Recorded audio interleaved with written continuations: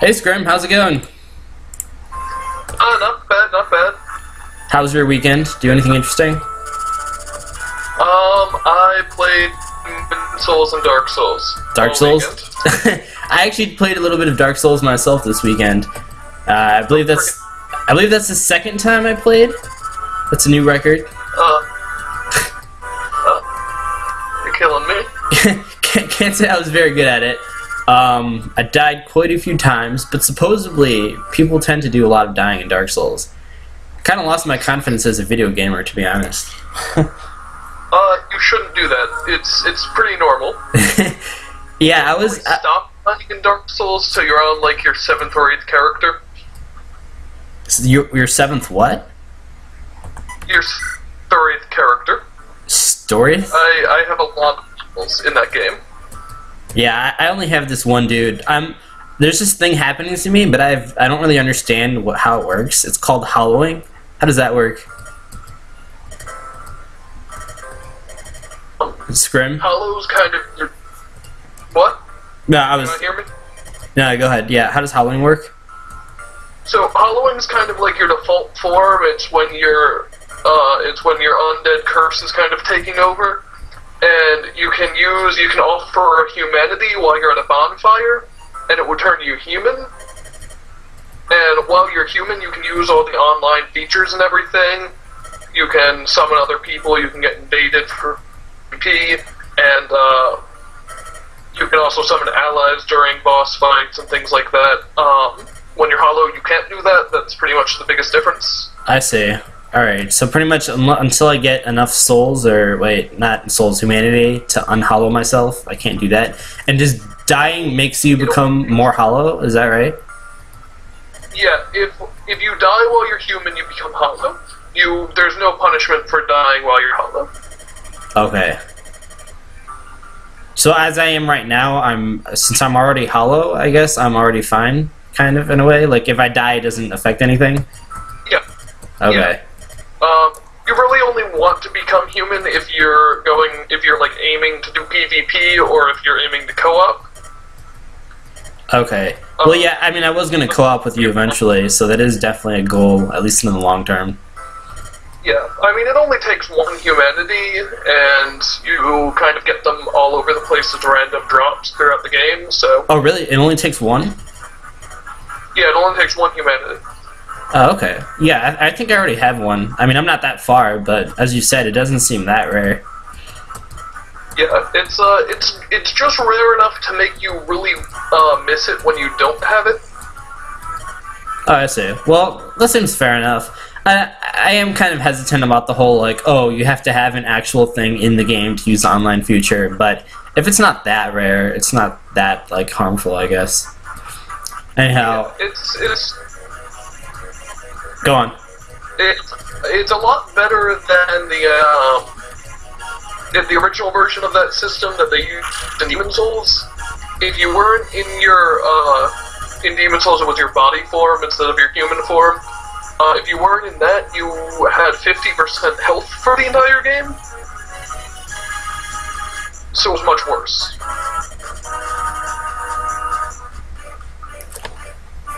Alright, so all this humanity and whatnot stuff aside, I want to move on to something else. Something a lot more important. How the hell do I stop dying so much?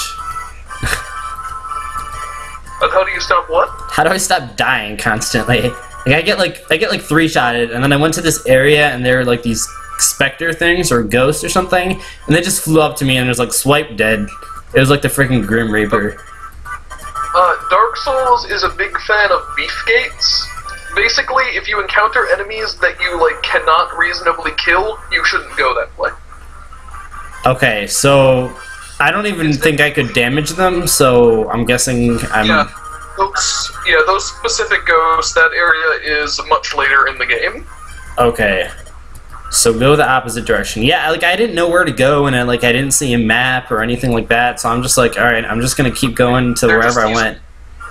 Yeah, you don't have any of that. It's kind of a free roaming exploration kind of game, but there is a loose aim of where you need to go. So if you kind of start hitting an area where all the enemies seem to really easily kill you and you can't realistically hurt them, you should probably go the other way. Alright, fair enough. I know there is another way I can go. Some dude was like, yeah, you gotta go to the bottom of the ruins to get this, and the top of something to get that, and then only then can you save yourself. And I'm like, dude, I don't even know who I am. Like, I'm so confused story-wise. You said there is a story, but it's like very open-ended, I guess. Yeah, the story, especially on your first time, isn't really worth paying attention to that much. That guy did give you what your first goals are. You need to ring the 2 bells of awakening. Yeah, that sounds right. Yeah, so I'm just gonna tell you this much. If you hit ghosts or skeletons, you're going the wrong way. Alright. There are only 3 ways out of Firelink Shrine right now, and 2 of them are wrong.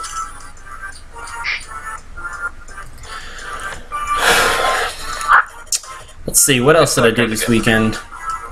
You only played Dark Souls this weekend? Really? Don't you have any other games, dude? I also played Demon Souls. Oh, Demon Souls, great. The prequel, or what have you. Not really a prequel.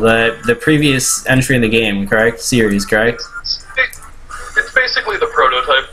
Right. It's not exactly a series, but it's similar. Yeah, it's like an older they're version. More spiritual successors. Right. Successor is a much better word. So what would that make it in relation to Dark Souls? A predecessor or something? Yeah, it's a predecessor. Predecessor. Thank you. Making me sound so much more intelligent. Story-wise, it has nothing to do with Dark Souls. But, I needed a change of pace. Yeah, that's fine. Does it have online as well? It does. It has a very similar system, but it's a bit more basic. I see. And is it still active? Or is it, like, shut down by now? It's actually surprisingly active, but I've been invaded once so far, and it was by a guy who was god modding, so... Ooh, sounds fun. I'm sure pretty much most of the people who are still invading at this point are hacking. Great. This guy just... He'd throw a punch at midair, and he backstabbed me. Not quite sure how that worked. It doesn't. That's the thing. Yeah, hacking sucks. It's even worse if you play on PC. Hey, whoa there. I don't appreciate the hacking sucks thing. I enjoy hacking once in a while. No, that kind of hacking does suck. I haven't actually done any PS3 modding myself. I've been thinking about doing some Vesperia modding, which I don't know if you're familiar with the Tales series, but there's like a save editor. And I was thinking of just saving time grinding and otherwise by editing my stats, but it's for 1 player. It's not for 2 players, so it's like it's harmless online. One thing, like I've nothing against like if you played a game enough times, like just fooling around and cheating and things like that can be fun. But when you're doing it in multiplayer, it just takes away from the experience everyone else is trying to have. Yeah, exactly. Well, unless they're also cheaters, I guess. Yeah. Oh god. Yeah, it's the worst on the PC. If you play Dark Souls on the PC, pretty much everyone who invades has a save editor. Well, yeah, that blows. I have it for PS3, so sometimes. Yeah, it's not as big a deal. I've never had to deal with someone cheating on the PS3. It's probably still possible, but it's probably like such a headache that people just don't bother. Yeah, like I'm sure there are cheaters. I just haven't encountered them yet. But what do you? It's actually something I showed a friend Dark Souls over the weekend. What do you think of the graphics in the game? Dark Souls? I think it's pretty solid. It actually reminds me of. This might sound silly. It reminds me of Assassin's Creed. It's kind of got like this. I don't want to say generic, but I feel like I've seen that kind of style of graphics before. It's kind of more common in newer games nowadays. Yeah, it was that era. That's a 2011 game. Yeah, that's true. I feel for 2011, I'd say it's definitely pretty good. I don't know how. it's definitely a game that has held up. It has really held up over time. I would say that. Yeah, I could agree to that. I gotta say though, in general though, games and graphics, like, graphics are great, but I really don't appreciate when games over focus on graphics, and it just kills it sometimes. Like, Yeah, I just think. go ahead. Go ahead. Oh. I just think that when the graphics are just too gaudy and it's just like it detracts from the overall experience. Like, I would definitely not enjoy Dark Souls as much if it had the super, it's almost distracting when I've played with friends like Battlefield and games like that, the newer Call of Duties and first person shooters like that, where the graphics are like the first thing they prioritize. And Yeah, I mean, that's why the budgets for so many games are, like, so high, and they, like, oh, we have to sell, like, 2-3 million copies to make sure that this budget was worth it, right? And I'm like, that's crazy. Like, it's not that you can't make good games without great graphics. Just look at all the indie games. I know a lot of people don't pay attention to the indie scene, but there are plenty of, like, interesting, unique experiences with indie games. And, yeah, they don't have the most ridiculous graphics. One second, guys. Oh, never mind. Sorry, there was a recording problem. One of my favorite parts of the indie games off like Steam and things like that is that they actually focus on the gameplay. You know, games like Braid and Bastion and oh yeah, they don't. certain situations. It's almost a blessing that they don't have those huge budgets. Because they're like not allowed to focus on graphics in a way. It's not even to say that the graphics can't be good. The presentation can still be good even without like high-res 3D models, if that makes sense. Yeah.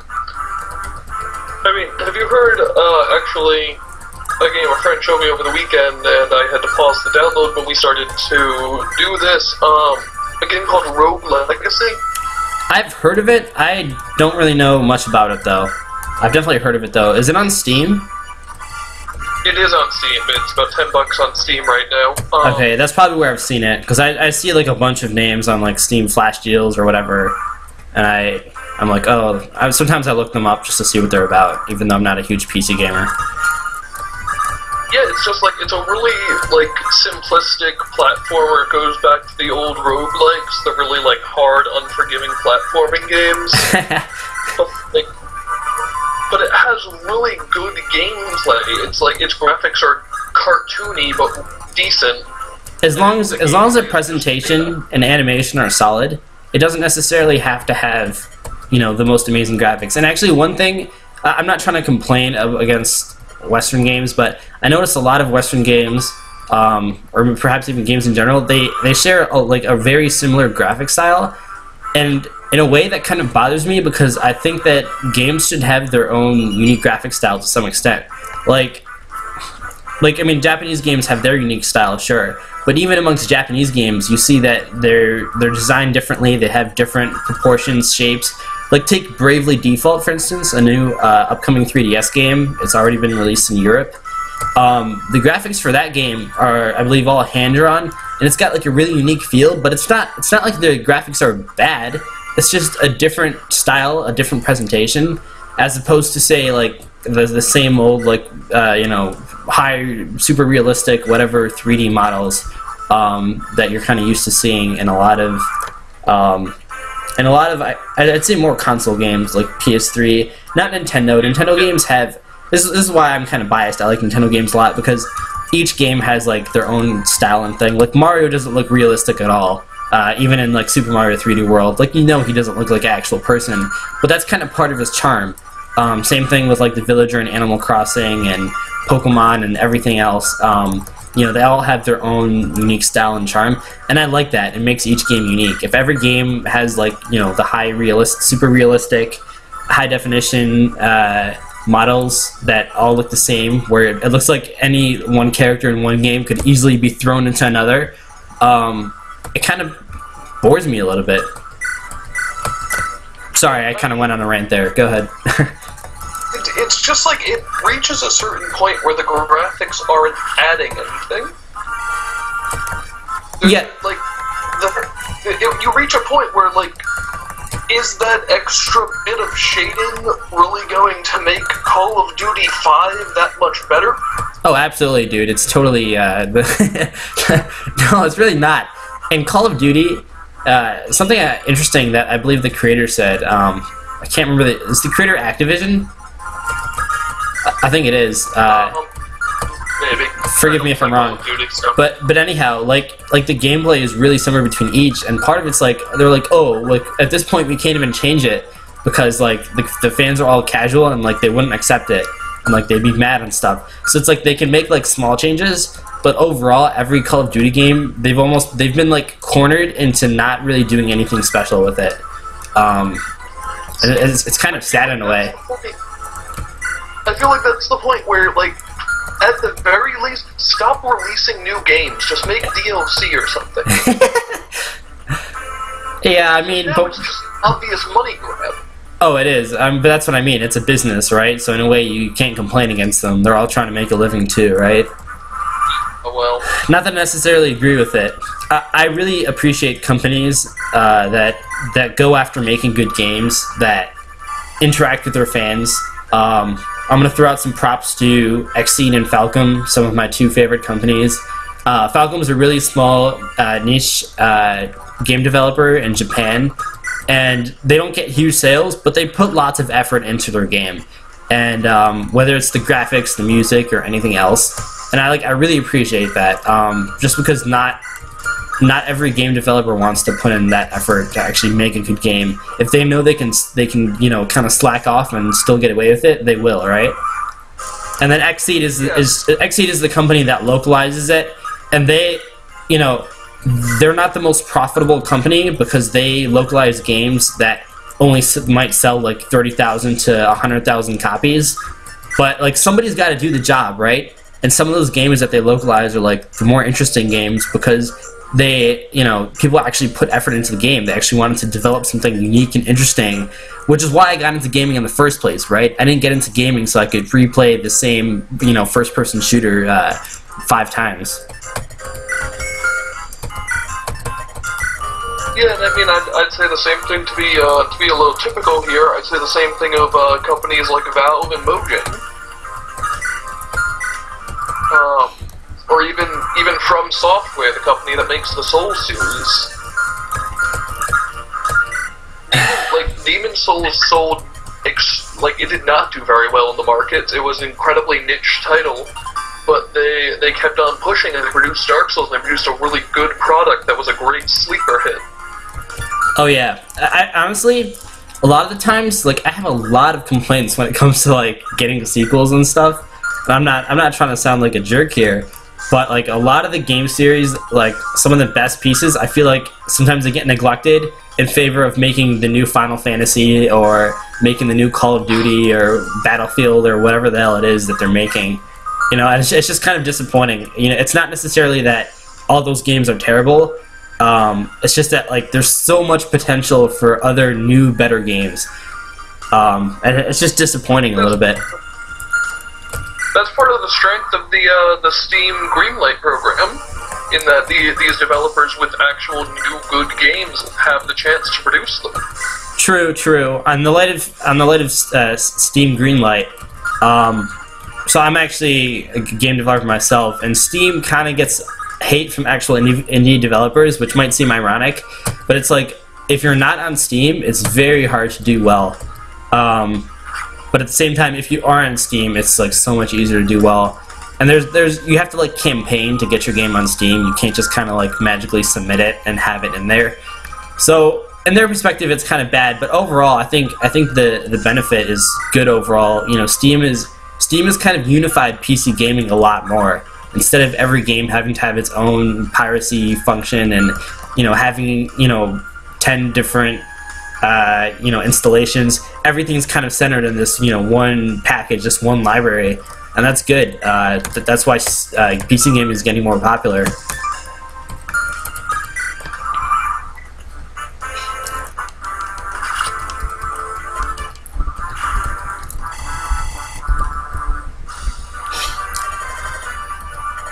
Scrim? Yeah, sorry. Sorry, guys. Scrim was jacking off. Yeah, that just happened. One time. No, I was absorbed in the deep story of the game we're not talking about. What game? I don't know what you're talking about. Anyhow. What else did I play? I played Trails in the Flash. I bet nobody even knows what that game is. Nope, I don't even know what that game is. You do or you don't? I don't. You don't? It's a Japanese game. Sadly, if it ever gets a, of course, if it ever gets an English release, it's gonna be like 10 years from now. But it's actually really good. It's got a great story, great music, fun battle system. It's just that it just doesn't get the attention it deserves. It's just one of those games, which is why I said like the gaming industry really disappoints me sometimes. But you know, that's how it is. Can't have everything. And all that being said, I remember you mentioning that on Skype. the Trails in the Flash, very possible. I like mentioning games that nobody's heard of before, just because I just like repping them more. Like I could go on about how cool, like, you know, I don't know, Call of Duty or Pokemon is. Not that I really enjoy Call of Duty or Pokemon, but I mean, like, you know, I could rave about like games that everybody raves about, but I feel like my effort is kind of wasted in a way, because it's like I'd rather rave about the games that don't get enough attention as opposed to the games that get way more attention than they deserve, right? And it's not necessarily that all those games are terrible. It's just that, like, I don't know, like somebody has to go and appreciate the things that other people don't appreciate. So I've just made it my personal job. Fair enough. Yep.